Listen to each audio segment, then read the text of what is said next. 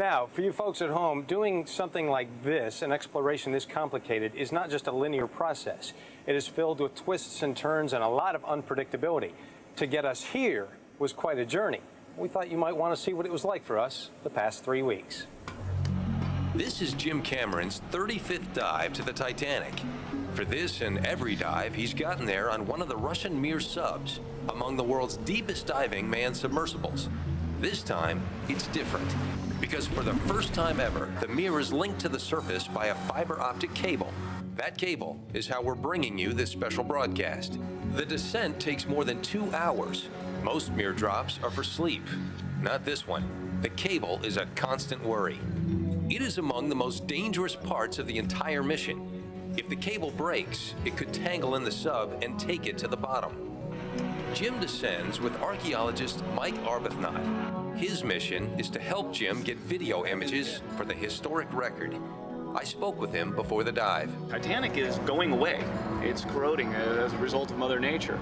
So we want to get in there and take a look at what is contained within Titanic before she's lost forever. Ken Marshall has been studying Titanic's structure for 40 years. He will help guide Jim through the maze. Corridor light fixture on Jim's way aft to the first-class lounge.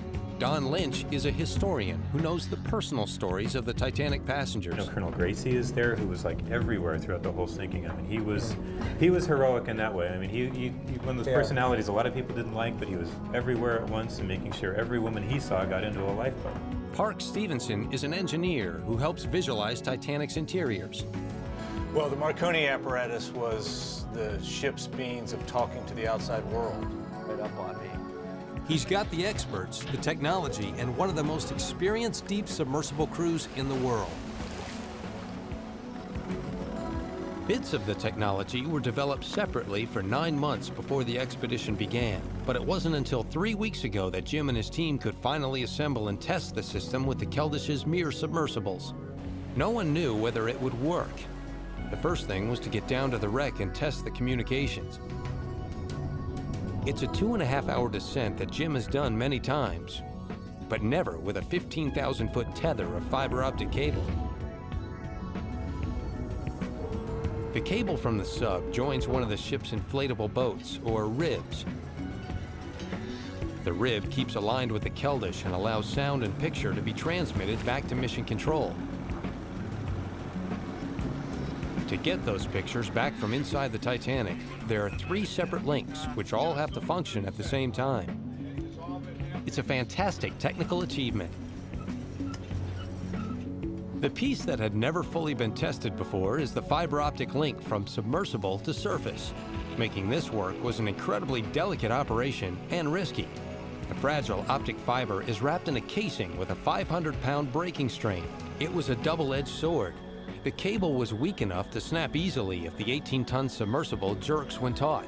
It was strong enough to completely foul up the submersible's propulsion system and long enough to get impossibly tangled if it was let out too quickly. During one of the practice dives, 6,000 feet below the surface, the worst happened. I believe we're fouled, guys.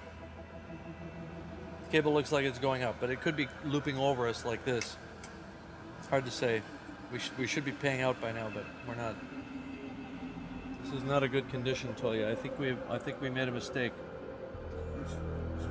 I think it's bad. They were no longer worried about getting pictures back, but dealing with a potentially dangerous situation for the Mir team. A loop came around the tail fin of the Mir, has caught.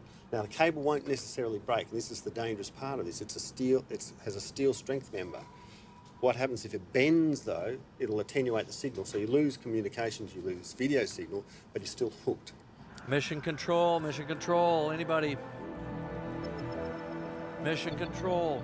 We've got to monitor this closely as they're starting their ascent back to the surface. We've got to madly take in cable to try and keep the whole thing from fouling the sub and potentially doing something even worse. The only thing the submersible could do was dump ballast and head for the surface. The challenge of trying to get real-time pictures from the wreck of the Titanic had just become abundantly clear to James Cameron.